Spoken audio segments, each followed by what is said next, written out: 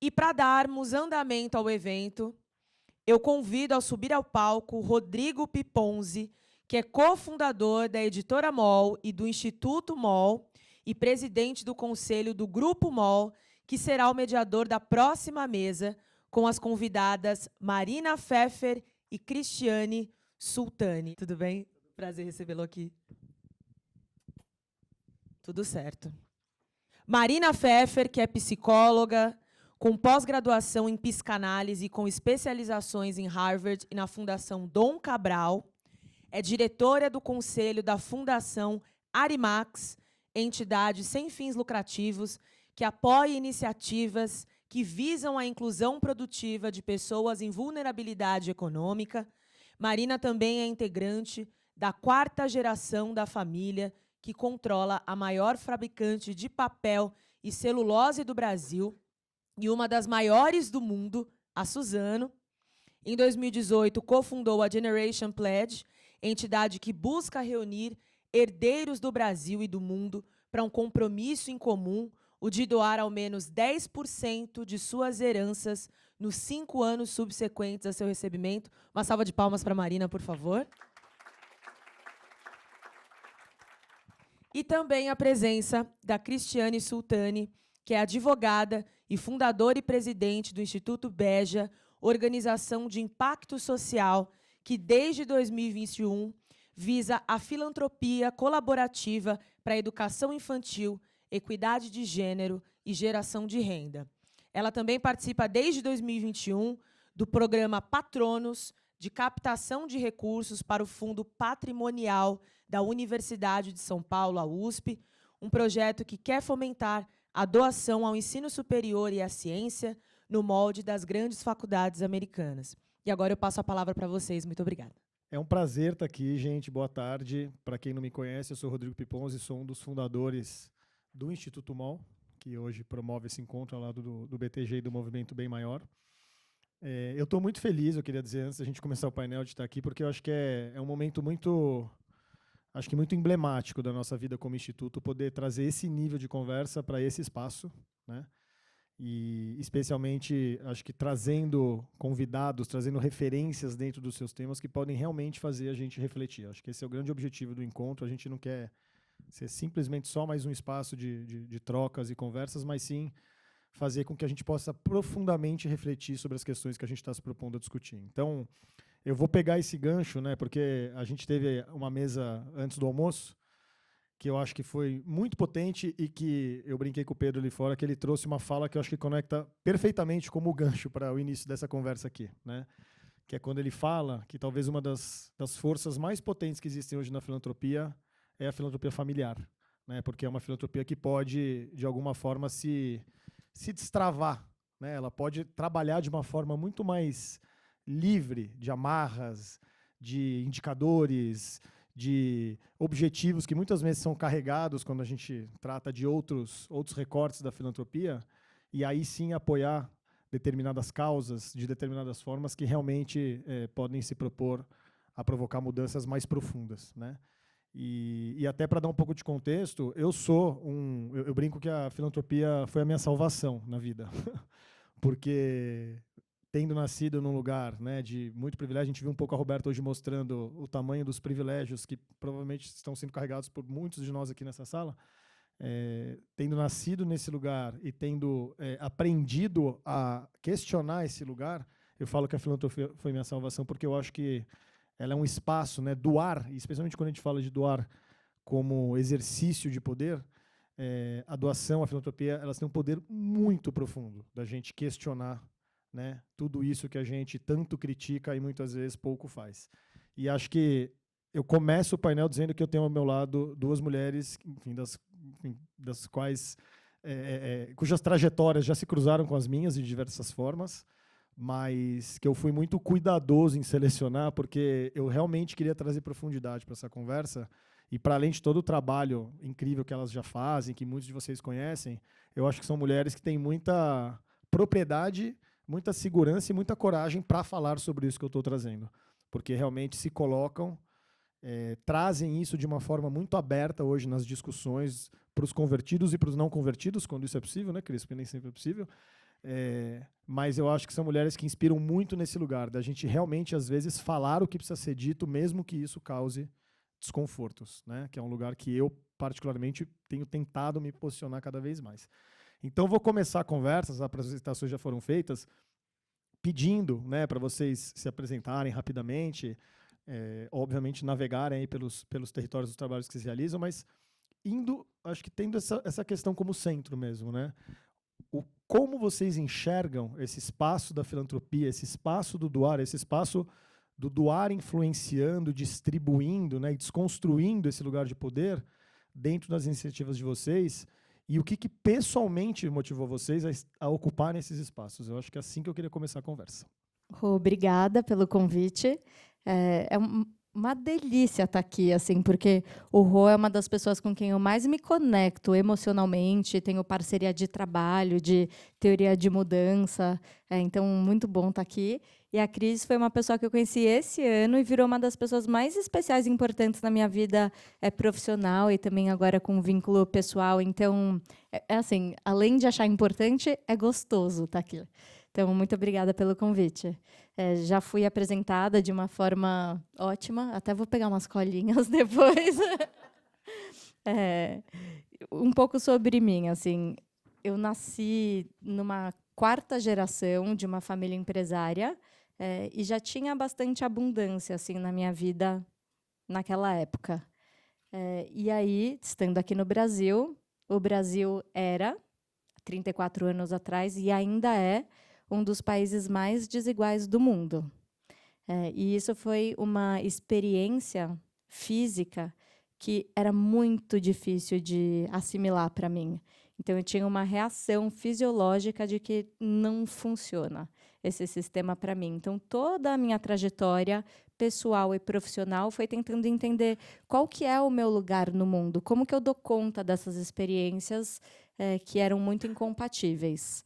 Eu fui estudar psicologia porque eu queria entender como que a gente, enquanto ser humano, vive certas experiências na vida que montam a nossa forma de pensar, o nosso mindset. E é com essas ideias que a gente vai fazer escolhas pessoais, escolhas de como que a gente vota, escolhas de estratégias institucionais. Então, a minha grande pergunta é como que um indivíduo se conecta com o sistema e que sistemas são esses que a gente está criando. Foi por isso que eu fui estudar psicologia. E eu via que as narrativas assim de ambientes com muito dinheiro eram muito diferentes de outros lugares por onde eu circulava, ambientes que tinham menos dinheiro. Então, tinham muitas crenças, eu tentando entender o que tudo isso quer dizer e como a gente cria soluções que são estruturais de longo prazo. Depois da psicologia, eu fui trabalhar com política pública, porque eu queria trabalhar com massa, eu queria trabalhar com coisas que fossem mais sistêmicas. Depois de política pública, eu fui trabalhar com ONG. Depois de ONG, eu comecei a olhar para a minha história dentro da família empresária e entender que eu estava desperdiçando muito potencial em não me apropriar daquele universo, porque eu vinha de um ambiente que tinha potências que eu não estava usando. Então, teve esse momento de esse insight de que eu preciso me apropriar dessa oportunidade de ser de uma família que tem esse ambiente para usar isso como uma plataforma para alavancar os meus resultados. E aí eu fui trabalhar em empresa, em multinacionais. Fiquei um tempo trabalhando na holding de uma multinacional, olhando para como sustentabilidade é implementada em diferentes negócios. E também fui trabalhar depois numa empresa de mercado imobiliário, no departamento financeiro. Então, rodei assim, todos os setores e diferentes trabalhos. E a filantropia foi a primeira porta de entrada para dentro da minha família. Porque eu estava me desenvolvendo, eu tinha um interesse social, então a porta natural foi a filantropia. Mas eu preciso ser bem honesta. Eu olhava para a filantropia como o lugar onde as pessoas menos preparadas vão. Então, parecia que era assim, o primo pobre, ou a pessoa não muito preparada, vai para lá. Eu tinha esse preconceito. E eu entrei falando, como que a gente faz para mudar essa história? Porque eu não quero gastar meu tempo, eu não quero ser essa pessoa. Como que eu me dedico para realmente poder trazer toda a potência da filantropia? E aí, tendo dado muitas voltas, hoje a filantropia é o lugar que eu escolho, tá? Porque eu acho que tem uma potência comparável, tem uma liberdade que é muito difícil você encontrar com outras ferramentas, e eu vejo que em 10 anos assim, de participar da filantropia também na minha família e ter tornado isso a minha profissão, tem uma percepção completamente diferente. Então, dentro de casa, né, a gente fala que a filantropia familiar ela é exigida a mesma exigência e excelência que a gente faz negócios. Isso está definido e está já incorporado. Então, dê uma volta aqui, a gente vai conversar muito mais, né? Uma primeira resposta. Boa, tem mais perguntas para vir? Cris, vamos lá. Vou contar um pouquinho da minha trajetória também. Sou advogada de formação e trabalhei mais de 20 anos no mercado financeiro, como advogada, como planejadora familiar, de sucessão, tributário, e também como executiva e como COO, finalmente, de um family office. Fui sócia de um escritório no meio do caminho. Então, eu acho que a minha trajetória ela é diferente. Enfim, eu venho de um ambiente em que não sei se está muito diferente hoje, infelizmente, mas eu acho que o mercado financeiro é um mercado em que onde não se discute muito a questão da inequidade de gênero. Talvez tenha melhorado um pouco pelas questões fortes de ESG, mas eu ainda vejo muita pressão nesse sentido, e isso é uma coisa que me move, porque eu sofri isso, então acho que eu estava perto dessa causa, e a gente falou muito sobre isso hoje também. Depois eu me casei com uma pessoa de uma família muito rica, então, apesar de eu ser bem mais velha que o Rodrigo e a Marina, eu também sou herdeira, e tanto a minha família quanto a família do meu marido, eles tinham valores muito fortes em termos de generosidade, empatia, olhar para o próximo, entender como, mas sempre fazendo uma caridade. E, de novo, aqui a gente também falou sobre isso hoje, a gente não despreza a caridade, porque a gente acha a caridade uma questão bastante importante, mas a gente olha para a caridade de uma forma mais emergencial.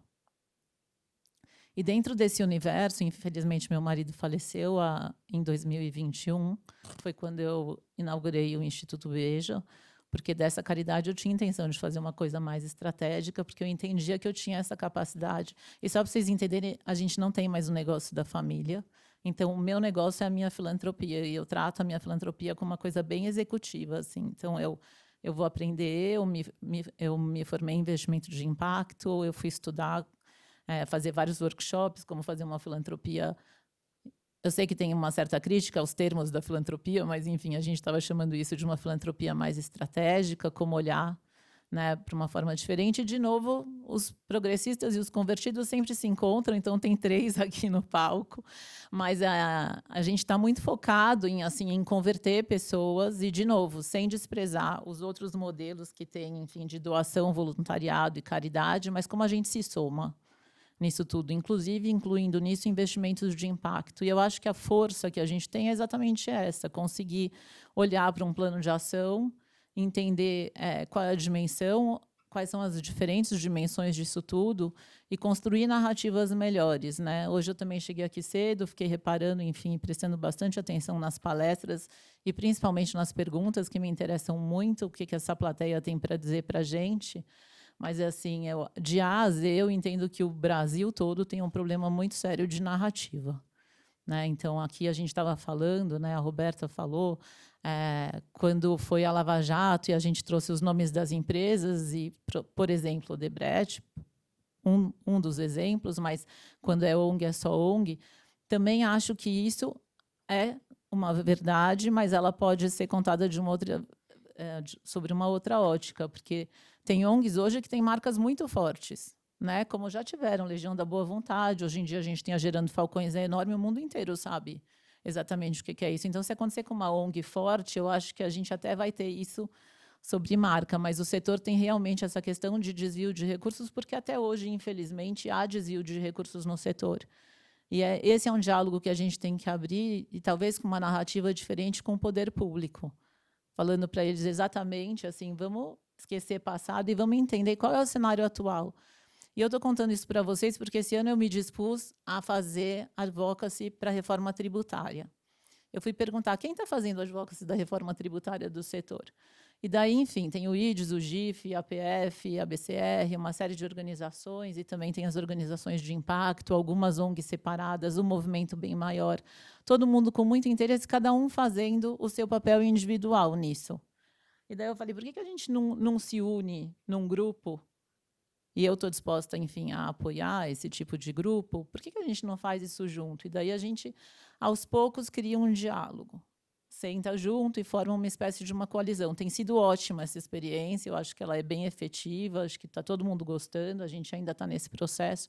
Mas quando a gente chega no governo, e o governo pergunta assim, tá bom, então eu vou fazer isso, mas qual é o tamanho da renúncia? O terceiro setor não tem o dado. Nesse caso específico, eu não estou dizendo que não tenha dado nenhum, porque eu sei que tem muitos. Mas, assim, onde a gente tem esses dados compilados, como é que a gente constrói esse discurso? Então, eu acho que o poder que a gente tem é muito grande, não nosso aqui, dessa sala. E eu acho que a gente tem que sentar junto e refletir muito sobre que história a gente quer contar. Né? Eu pensei, de repente eu vou chegar lá no Congresso ativista e falar o seguinte, olha, se o terceiro setor parar, vamos ver quantas pessoas vão deixar de comer, quantas pessoas vão deixar de estudar, talvez a gente tenha que contar essa história invertida para a gente conseguir mais destaque. Eu não sei, mas assim, deixo essa pergunta para vocês também, como audiência, até para me apoiar nesse sentido, a gente dá aqui meu e-mail depois, porque eu acho que esse é o poder que a gente tem. É esse poder de influência que a gente tem. A Marina vai falar mais sobre o poder que a gente tem, porque ela vai contar sobre o desenvolvimento que o Generation Pledge fez em cima do conceito de policapital, mas eu acho que vocês também têm que pressionar os filantropos, e eu me coloco nesse grupo, porque, assim, o que mais você pode dar para a gente? Porque, assim, às vezes eu não tenho recurso financeiro para dar para todas as causas. Muitas vezes eu até me ressinto disso, porque, assim, eu acho que todas são muito importantes. E no sul global, numa questão de uma desigualdade desse tamanho, como a Marina falou, que há 34 anos era desigual, hoje é desigual, e a gente está vendo que está crescendo a desigualdade e tudo mais. Enfim, as causas são todas interconectadas. Ninguém vai me convencer que eu estou fazendo racismo porque eu não estou fazendo climático, enfim. Então, eu acho que as coisas andam muito junto. Cada vez que a gente trabalha numa causa, a gente está impactando a outra. E esse policapital que ela vai trazer aqui, provavelmente o que eu estou pedindo para você trazer, são todos os recursos que a gente tem, desde capital humano até o próprio bolso. Então, é assim, como é que vocês trazem e pedem essa influência da gente? A gente tem uma ONG aqui que eu apoio, que é o Serenas, e que eu apoio assim com o maior prazer. Assim, é difícil eu ir dormir sem falar com a Amanda das Serenas, assim, trocar uma mensagem com ela, provocando, sabe? Assim, e ela também provoca a gente. O que você está fazendo? Tem tecnologia? Não tem? Como você ajuda a pensar? Então, acho que assim, a gente tem esse lado executivo, esse lado profissional. Não é só um bolso, né? A gente tem, assim, na maioria das vezes, muita capacidade de apoiar em outras coisas que talvez estejam invisíveis. Então, como é que a gente abre esse diálogo de uma forma produtiva, né? Sem exagerar, enfim, sem ultrapassar linhas de limite de relacionamento nem nada, mas eu acho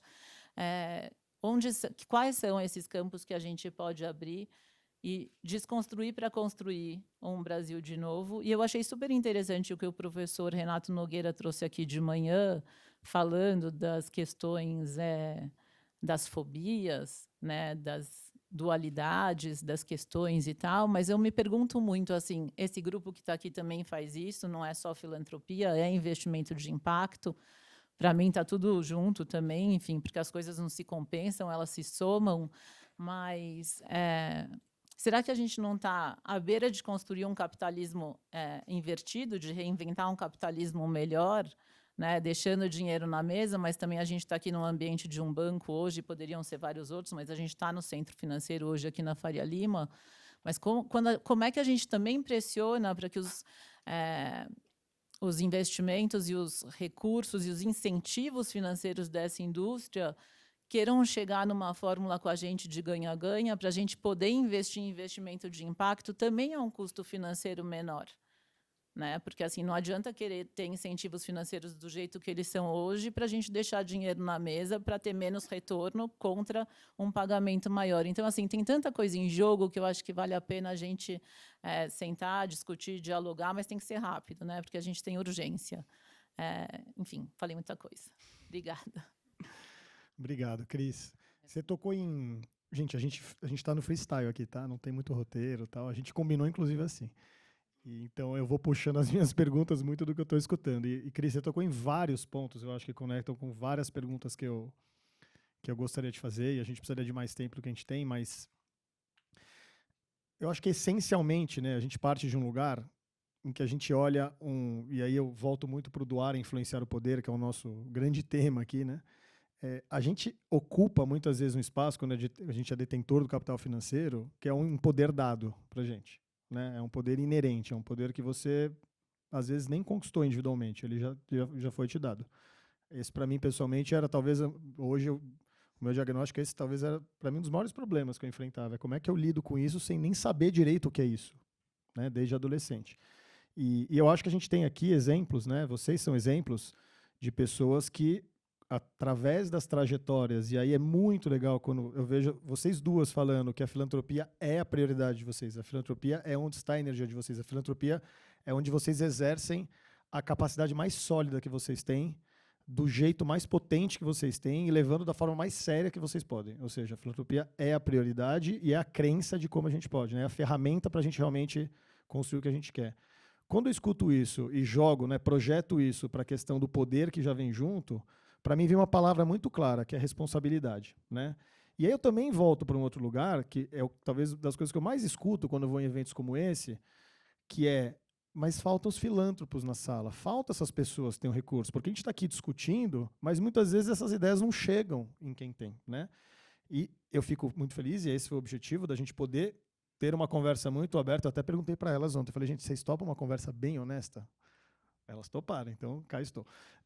Mas é isso, a gente tem um espaço de honestidade pública aqui para poder falar sobre isso, porque eu acho que no final vocês são, né, expoentes de um grupo de pessoas que hoje ainda é rara nesse universo, de pessoas que muitas vezes têm o capital, têm a capacidade de agir rápido e, ao mesmo tempo, têm a mentalidade e têm, né, a construção do que é o setor de verdade, porque a gente está aqui ocupando esse espaço. Nós três somos figurinhas carimbadas nesses eventos. Então, eu queria muito que vocês discorressem um pouco sobre isso, no sentido de, primeiro, como que a gente pode fazer esta conversa ser mais presente entre as pessoas que estão ocupando esses lugares, né? Enfim, as pessoas que são as detentoras deste capital financeiro que pode mover muitas coisas. Porque muitas vezes, quando se fala de advocacy, é muito importante toda a articulação, mas no final você precisa do capital para financiar tudo isso, né, para a coisa andar.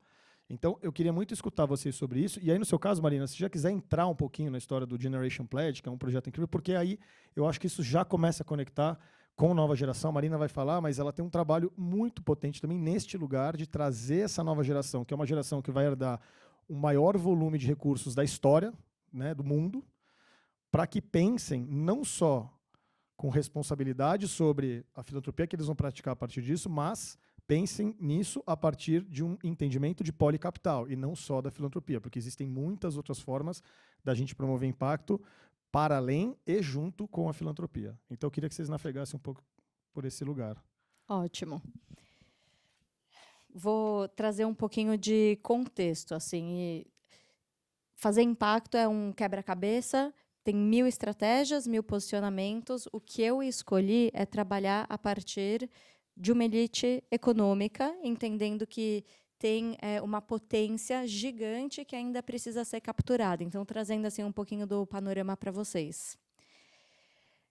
Nos próximos anos, nos próximos 40 anos, a gente vai ver a maior transferência de riqueza da história da humanidade. Então, nos últimos anos, a gente produziu uma riqueza que vai ser transferida. A gente sabe quem as pessoas são que recebem o dinheiro, ou hoje ou no futuro, os herdeiros desses grandes patrimônios.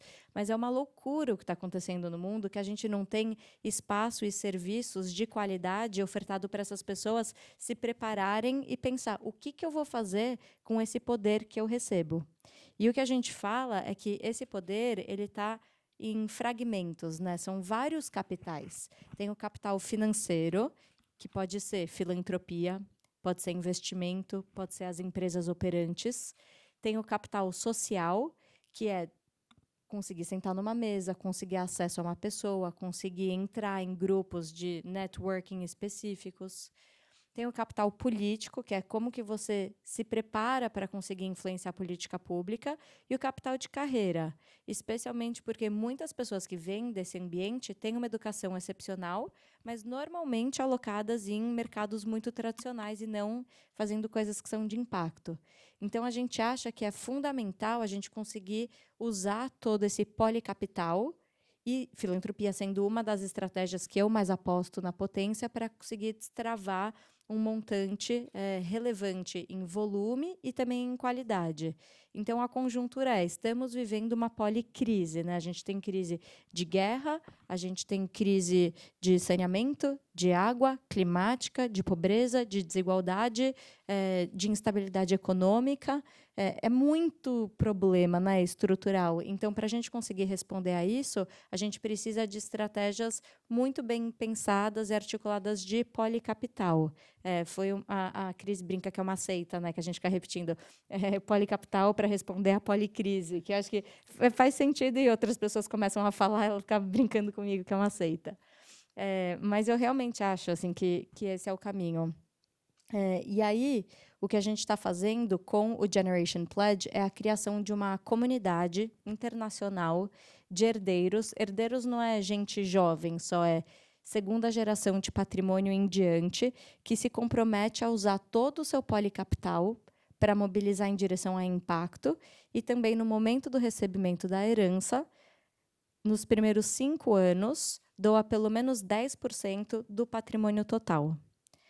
A gente hoje vê que 1% das famílias mais ricas do mundo tem 220 trilhões de dólares. Se a gente conseguisse mobilizar uma fração disso, a gente conseguia, em números, resolver os grandes problemas estruturais do mundo. Então, se a gente for pegar só os números de ODS, né? ODS, por exemplo, não fala nem sobre como a gente previne próximas pandemias, né? Isso não está em ODS, mas só para facilitar a linguagem, é um número que a gente conhece, estimado, a gente tem por ano um gap de 3,9 trilhões de dólares.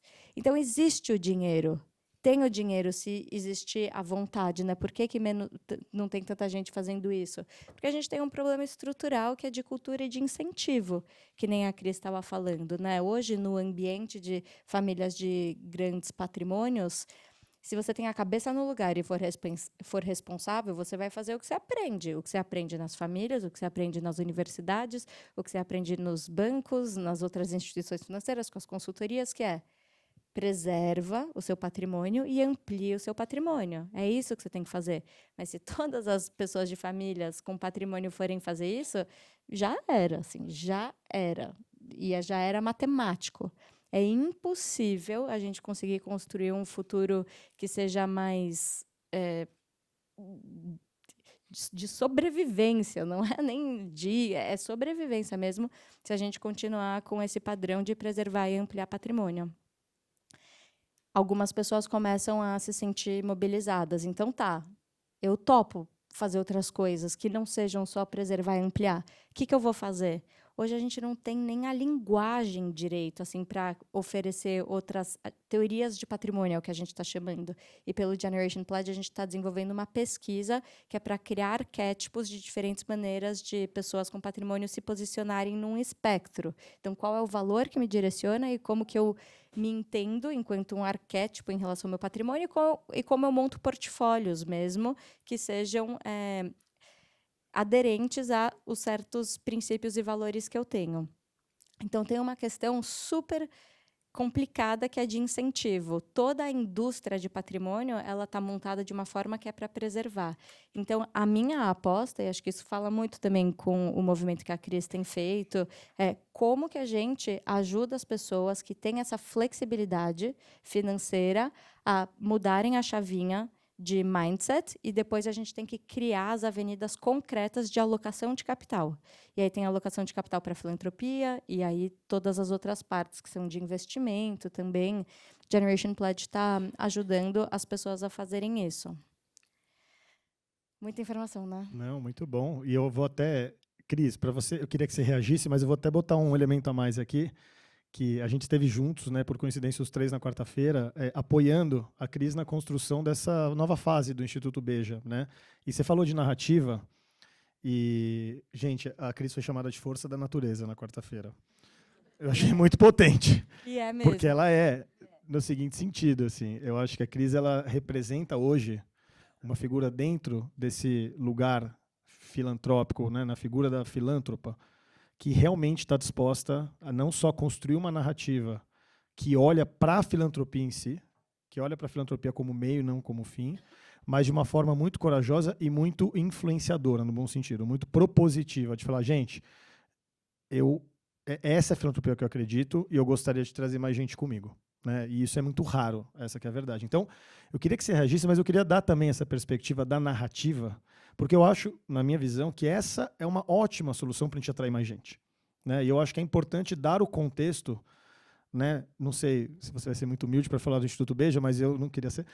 Mas acho que é legal colocar o contexto do Beja para que as pessoas entendam para onde você está indo também dentro desse olhar, até porque você é uma pessoa relativamente nova neste setor. Né? Então, enfim, eu queria só... Então, reagindo aqui à Marina, de novo, somos convertidas. Mas, assim, como eu disse para vocês, eu comecei essa jornada de ser filantropa, enfim, uma doadora estratégica, qualquer nomenclatura que se dê a isso, em 2021, né, faz 2 anos, enfim, a gente está em 2023, muito preocupada na forma, ouvi muito sobre a questão da desconfiança, sobre a flexibilidade, enfim, sobre a elasticidade do dinheiro, o impacto, e tentei, enfim, absorver tudo isso, espero estar correspondendo de uma forma ideal, mas assim, quando eu vejo uma Marina à frente de um projeto que realmente quer destravar capital de próximas gerações e rápido, só me resta uma coisa, apoiar a própria Marina. Então, o que eu acho é que também, entre os próprios filantropos, pode parecer para vocês que seja mais fácil, mas não existe colaboração. Existe essa troca de conhecimento sobre causas, né? Existe a oportunidade de apoiar as mesmas causas, às vezes até os mesmos projetos, conjuntamente, mas conjuntamente não significa colaborativamente. E o que eu chamo de colaboração? Eu chamo de colaboração compartilhar o conhecimento, compartilhar o formulário. É assim, eu nem tenho formulário no Instituto Beja, assim. Então, quando eu faço doação, se alguém quiser me contar como é o processo de due diligence, tudo, eu não sei, eu estou construindo, mas eu espero não construir uma coisa tão trágica assim, né? Que eu acho que é trágico o cenário que a gente tem hoje, né? É trágico. Porque, até falando do exterior, né, é um carimbo para uma ONG receber dinheiro da Ford Foundation, Rockefeller, enfim, e todas as outras, e eu entendo, se eu estivesse nesse papel, eu também gostaria de receber esse recurso, mas se para cada uma delas eu tenho um formulário diferente para responder, eu tenho uma coisa diferente para absorver, eu tenho um número diferente para criar, eu entendo que fica impossível, que daí vocês precisam pedir dinheiro para isso também, né? E daí essa conta é impagável. Então, como é que essa filantropia, como meio, se une hoje, conversa abertamente sobre esses problemas, no sentido de que vai ser mais eficiente, inclusive para o nosso dinheiro, flexibilizar toda essa burocracia, enfim, eu acho que esse é um ponto muito importante.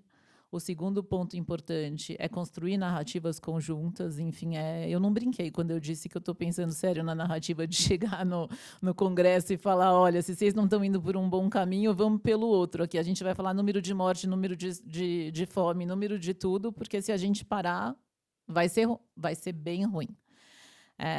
Então, nova fase do Instituto Beja. Até ontem, você me apresentou corretamente até ontem. Essas eram as causas, mas a gente teve esse workshop que o Rodrigo comentou, porque quando eu comecei a tentar fazer essa filantropia colaborativa e tudo, e não encontrei tantas portas abertas assim, eu me movi a pensar como repensar a filantropia no Brasil, né? E talvez até se a gente puder ajudar a repensar uma filantropia global, olhando para Sul global, assim, porque o Brasil nunca teve no mapa da filantropia internacional, salvo poucos players em poucas causas, né?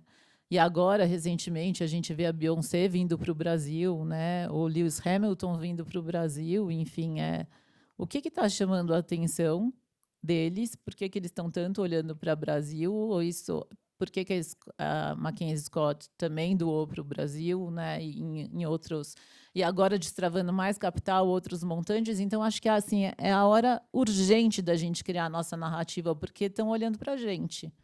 Né? Como é que a gente constrói essa narrativa de uma forma colaborativa melhor? Também aceito sugestões. Enfim, estou pensando em criar laboratórios, e eu acho que essa construção, para desconstruir essa filantropia que desagrada, eu acho que a gente tem que fazer laboratórios juntos e sermos muito abertos uns com os outros. Assim, o que eu vejo de importante você e você vê em mim, como é que a gente troca, onde os dois estão ruins e onde a gente desconstrói para construir, mas, enfim, estou muito disposta a ouvir. Então, acho que a escuta tem que estar sempre aberta e acho que a gente tem que criar ambientes específicos e sermos transparentes. Então, eu chamaria isso de laboratório de criação, laboratório de inovação, chamando diferentes stakeholders, e até brinquei, falei, acho que a gente devia ter um prêmio para grantmaker, para filantropo, e deixar a ONG no júri.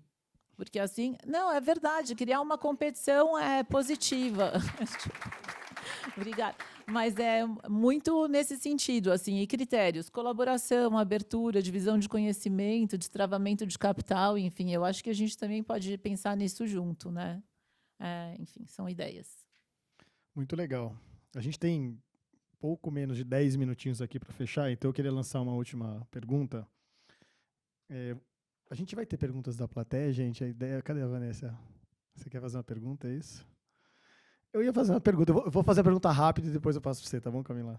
Beleza? Mas prometo que eu vou ser rápido.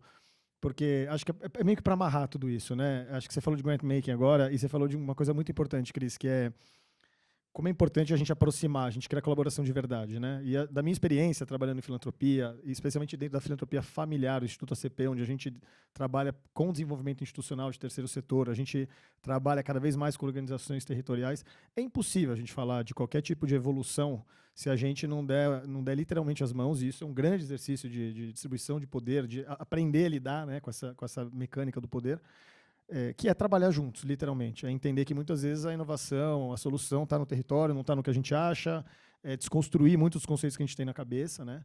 Então, eu queria rapidamente que vocês falassem sobre isso, né, sobre a importância da gente realmente, dentro desse contexto, furar as bolhas, aproximar os universos, né, de quem tem o recurso, de quem precisa do recurso, e também o quanto isso reforça a própria política grantmaker, de você, às vezes, entender que é isso, você tem que ser um financiador e não um operador.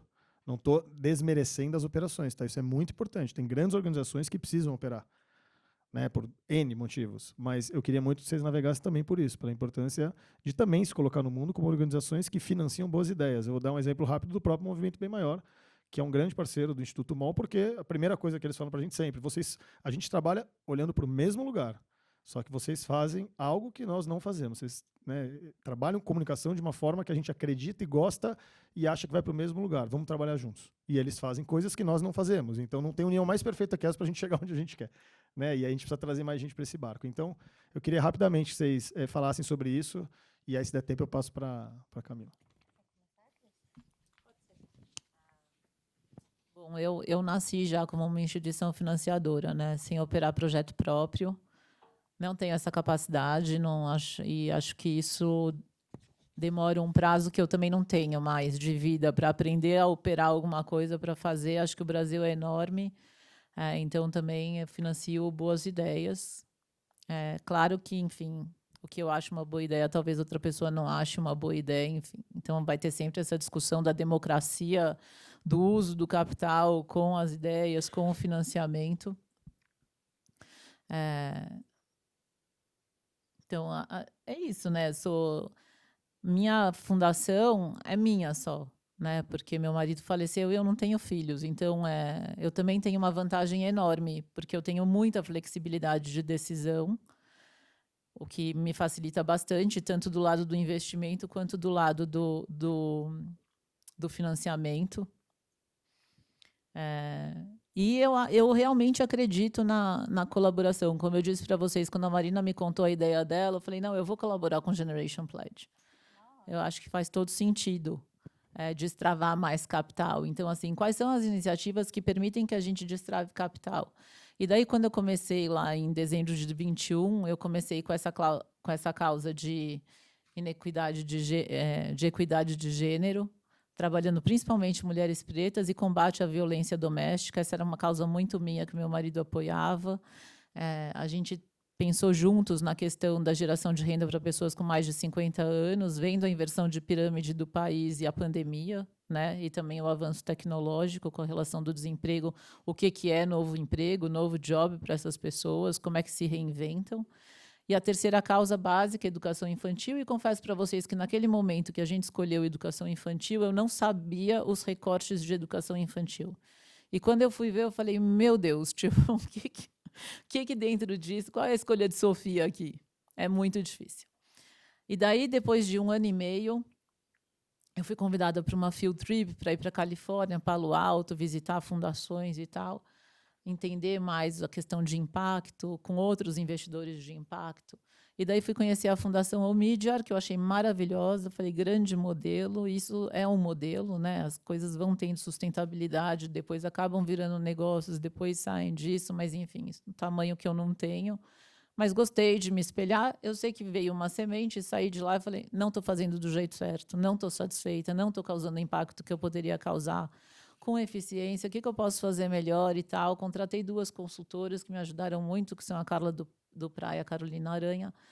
E daí a gente terminou essa semana na teoria de mudança, que é o seguinte, para fazer a filantropia que você quer fazer, colaborativa, você precisa desconstruir e ajudar a construir o ecossistema de filantropia. Então, essa é a minha nova causa. A gente acabou de mudar a teoria de mudança, então a minha nova causa é colaborar para que a filantropia, o ecossistema, tenha grande impacto positivo, com olhar sistêmico e soluções em escala. É isso. Não, notícia maravilhosa essa para o Brasil. Brilhou o olho de todo mundo aqui, não, né? E a gente estava lá, a gente viu assim, só um pouquinho de puxação de saco genuína, assim, da Cris. Ela chegou lá e falou assim, estou me perguntando se eu estou fazendo bem ou não, eu acho que eu preciso melhorar, estou revendo tudo. Tipo, me ajudem a fazer o melhor que eu posso. Bonito, né? Assim, você vê gente nessa época. Sou muito fã. E de entrar com tickets grandes, assim, com realmente uma disposição de dar fôlego. A Cris é muito diferente da maioria das pessoas. Mas, para responder a pergunta, Rô, eu até anotei, porque eu tenho 2 filhos pequenos e um está dormindo muito mal. Eu não consigo nem pensar mais, então tenho que anotar para não... Então, contar alguns casos assim de como que a gente entra com apoio e grant making, né? Então, no Generation Pledge, que acontece pelo mundo inteiro, tem 2 casos que eles são muito diferentes entre eles, e eu queria contar a historinha. Eu vou falar só do Generation Pledge, não da Arimax, que é a nossa fundação familiar filantrópica. Mas no Generation Pledge a gente está apoiando 2 organizações. E quando eu digo a gente está apoiando, apoiando o filântropo que está na sua região fazendo isso, né? A gente tem mais o papel de advisor, de consultora.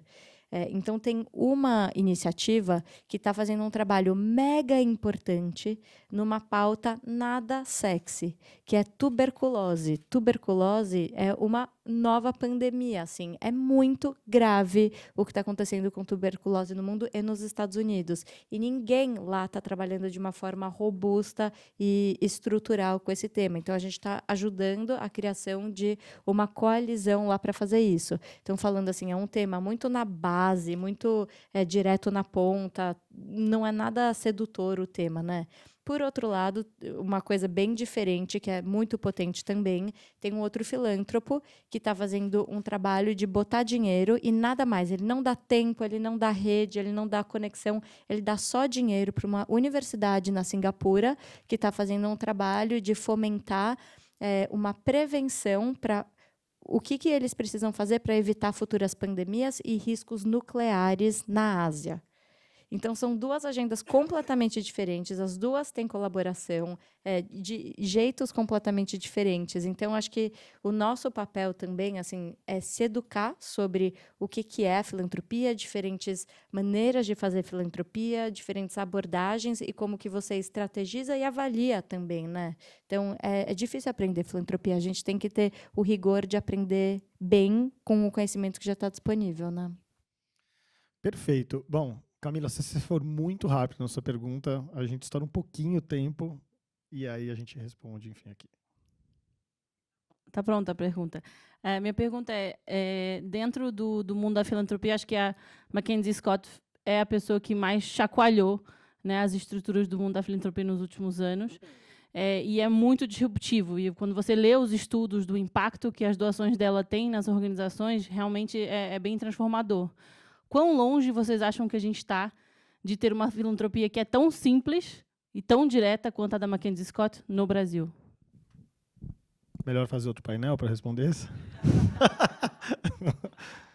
Eu vou trazer só, obviamente, assim, aplaudo ela é maravilhosa, né? O movimento, se eu tivesse a oportunidade de sentar do lado dela, eu faria várias provocações. Eu acho que ela trouxe benefícios incríveis, mas eu acho que tem falhas na teoria dela, de que um pouquinho a mais de definir quais são as apostas dela, a partir da consultoria que é a Bridgespan, eu acho que faria com que os resultados dela fossem ainda maior.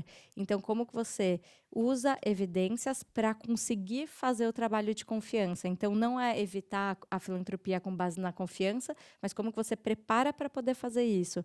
Então, eu acho que sim, tiveram vários resultados, mas ainda tímidos em comparação ao que eu acho que poderia ter sido. Então, não é, para mim, a referência máxima de sucesso. E aí, outro painel, certeza. Para aprofundar. Você quer reagir, Cris? Joguei, né? Eu reconheço nela uma desbravadora. Eu acho que uma pessoa que traz um conceito inovador e importante, né, com impacto, sem dúvida. E acho que toda vez que desbravam alguma coisa, ele vem com falhas e sucessos, né? Eu acho que o Brasil está longe de ter uma cultura geral de life spending, chamada assim essa é a minha proposta, minha, pessoal, e de novo eu disse para vocês que eu tenho muita flexibilidade, porque eu sou uma pessoa que não tem herdeiros e, enfim, não tem mais um negócio, então eu tenho liquidez, eu posso fazer isso, então, e eu tenho 50, vou fazer 51 daqui a um mês. Então, eu consigo fazer esse processo, assim. E, de novo, quando a Marina fala assim, dessa questão que faria diferente, o que acontece é que muitas instituições robustas, no sentido de gestão e foco, receberam muito bem e, com certeza, vão multiplicar muito esse espaço desse impacto, mas outras não estão preparadas no sentido de gestão, deveriam, talvez, ter recebido recursos não financeiros, mas sim preparando nesse sentido da capacidade de receber para causar mais impacto. Então, sem dúvida, e eu acho que isso a gente deveria fazer em qualquer momento do financiamento, e não é só porque é life spanning, porque é maior o ticket ou é menor. Eu acho que a gente tem que olhar muito, assim, de novo, usando o policapital, o que a gente pode dar para esse financiado, né? Mas, respondendo diretamente a sua pergunta, acho que o Brasil está longe, né? Sem usar gostaria que estivesse perto, mas acho que está longe. E para fechar, eu também vou reagir em um tweet. Eu acho que a gente está longe, mas a gente está menos longe do que a gente estava alguns anos atrás. E acho que isso é importante. A gente tem um instituto, como eu falei, de desenvolvimento institucional, não tem nenhuma pretensão de ter as mesmas práticas da Mackenzie Scott, apesar de se inspirar em algumas delas e criticar outras. Acho que essa é uma conversa super importante. Essa sim, daria outro painel também. Mas eu acho que é um tema que já existe, é uma conversa que já existe. E o que eu acho interessante, é uma conversa que mostra bons efeitos. E eu tenho vários para provar do Instituto ACP aqui. Então, eu acho que é uma evolução, que eu concordo com a Cris. Estamos longe porque tem muita coisa para ser transformada para a gente chegar nesse lugar. A gente está falando de uma mulher que é bilionária, já doou mais de 14 bilhões de dólares, e quanto mais ela doa, mais rica ela fica, porque ela tem a fortuna dela atrelada das ações da Amazon, mas que ainda assim está dando um exemplo e provocando grandes conversas, que eu acho que são muito importantes. Então, estamos longe, mas menos longe do que estávamos alguns anos atrás. Na linha do menos longe, só um micro comentário. Quando eu comecei o Generation Pledge, que já começou global, falaram, no Brasil vai ser difícil. 35% das pessoas que estão no Generation Pledge, hoje tem 91%, mas estão no Brasil. Então, a gente está menos longe mesmo. E quando a gente começou a apoiar institucionalmente organizações da sociedade civil brasileira, as pessoas falavam, isso não vai dar certo. E a gente já tem evidências de 5 anos de trabalho que mostram que sim, dá certo. Então, estamos no caminho. Gente, temos que encerrar. Obrigado. Obrigado, Marina. Obrigado, Cris.